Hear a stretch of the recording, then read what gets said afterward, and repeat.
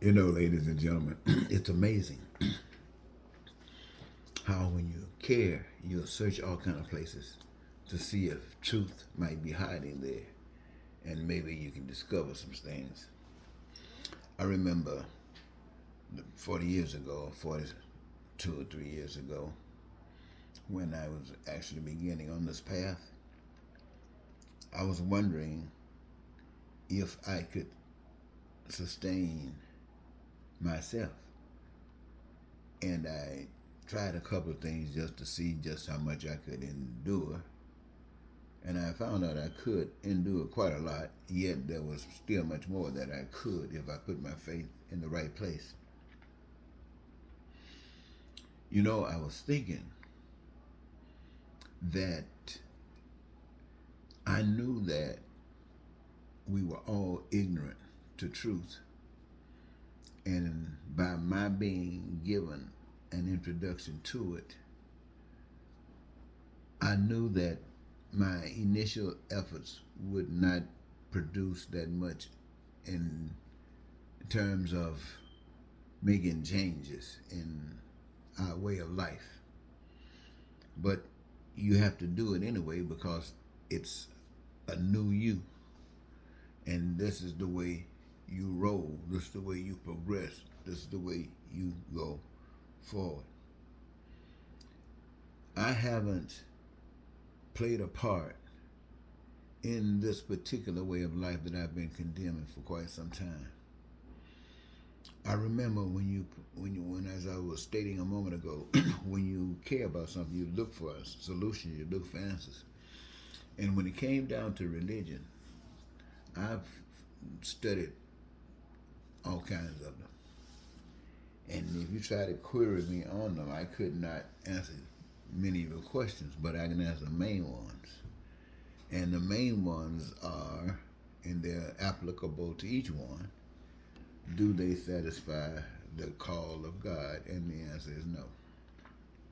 They don't even address the concerns of God, they address the concerns of men. And so when we think about all the troubles all over the world, it's because of that reality. And yet, I have been given some information that says I cannot tell you the truth that you are a slave if I survive being a slave too. How can I talk to you about being a slave? How can I show you about getting out of something that you're constantly a part of? And so I'm searching to see where I could find these answers. I remember years ago, you remember the group called the Moonies, Reverend Moon from Korea. Had a movement going to church. People all over this country, and I'm sure all over the world, telling people about a new way of doing things. And he was really trying to get the leadership in the church. I don't know. Well, he was probably trying to get anything he could get, but he was focusing on people who were into religion, people who were into dealing with other groups of people who have influence over people. He wanted to influence them so they could influence others. I just went out there to find out if there was anything out there that I could use to do what God has given me to do. I really couldn't. I found out it was an organization that was really organized, but no, what I was called to do, it wasn't there. But anyway, all of this time, I can't do what you do. I would make me worse than you. However, several times during these 40 years, I did go back and engage my hand in some kind of work. Things got so tight, wanted to help out a little bit. And maybe wash dishes at a college. What else? Maybe some dishes and whatever little stuff I could do. You know what I mean by little. I wasn't trying to get prestigious. I wasn't trying to make a whole heap of money. I wasn't trying to make a career because my focus was on making this sure that the message that I've been given to share with you, that I give it. Now, the only thing that I guess helps me somewhat is my wife. Now, my wife doesn't believe like I believe. Her attitude is this: if that's what God wants, then make sure that all of the people agree they want it to happen, and on a certain date and time, we all go into it at the same time. Otherwise, we'll just be out here left and lost, just like everybody else that's left and lost. That was the attitude. And so I'm not trying to force anything on anyone. So it was like she was going to protect herself, like those of you who protect yourself do. She was like you. I'm going to protect myself. And she did. The one thing blessing about it, she cared enough about me not to leave me out there with nothing, which would have been fine with me. Why? Because it was a statement about you. I wanted to make sure you knew what was going on. I wasn't going to try to go out there and just drop dead. No, I want to let you know what's going on, because there's a lesson in it. The people out here that suffer because you don't know the role that you play in the suffering. You've been trained to think that they are responsible for the suffering that they endure. And yes, they are to a certain degree, but the other part of that is you. It's the rest of us. And it's all because we don't know the truth. Look here. The message that I talk to you about all the time is either been paradise on earth unlimited, thy will be done on earth as it is in heaven, making sure that your needs, wants, and desires are met. And every human being on the face of the earth wants that. But even though I've been talking about it to you for 40-some years, you haven't had enough interest, not one iota of interest, to even talk about it. And yet you got a guy that's running for president of the United States that's promised some of the worst things that you can ever imagine happen to people, that perhaps have happened to people, or may happen to people, or is happening to people. Is promising that it's going to happen to you if you vote him in office. And he's saying that as if there are so many people in this country that's that evil, that just by him letting you know that if you vote him in, he will allow you to exercise all of that evilness. He is counting on enough people in America that's just that evil that will vote him in over the fewer people who are not that evil. Isn't that something, America? Isn't that something, world? You see how evil prevails? How slick it is? Now, what is those who are not that evil supposed to do when that one gets into that position, if he does? Some would tell you you have the right to defend yourself, and you do. And if you did, I'm sure you would be victorious without a doubt.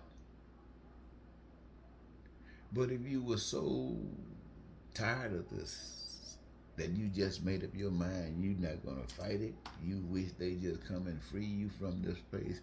When I mean come and free you, mean you're not going to try to fight them back. You're going to tell them to hell with it. You're going to ignore them. They can kill you anytime they get ready. And that's your free card. Free card, that is. You got that right too. But the point of it is, you are at this point where you could, and even still can, have, but you're in a position to receive the worst evilness you ever thought about. This is where you come. And I think about all of the times when I've been telling you these things, and how am I going to jail, am I going to prison, trying to get you to see that I'm not playing with you. I went to jail one time, ladies and gentlemen. Let me tell you something. Give you some example. I was telling you about the Moonies a moment ago.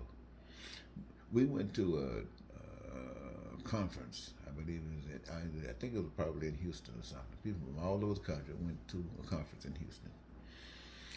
And I had fasted for this particular conference. I think about a week, 7 days or something. And when we got to the conference, we were going through basically the first day of the proceedings. And when it came down to lunchtime, you know, Reverend Moon had it laid out. I mean, it was laid out. And since I had been on this fast for 7 days, I decided I would eat a little something because I'm breaking the fast now. And I caught myself eating a little stuff. A little stuff. When I went back to my hotel room, I have never, it seems, been so sick. Now, when I was in prison, that time, that money I was telling you about, for 40 days and for 40 nights, I ate nothing. I drank water. And it seems as if I never even got hungry. Oh, I lost 50 pounds. But it seems as if I didn't even get hungry.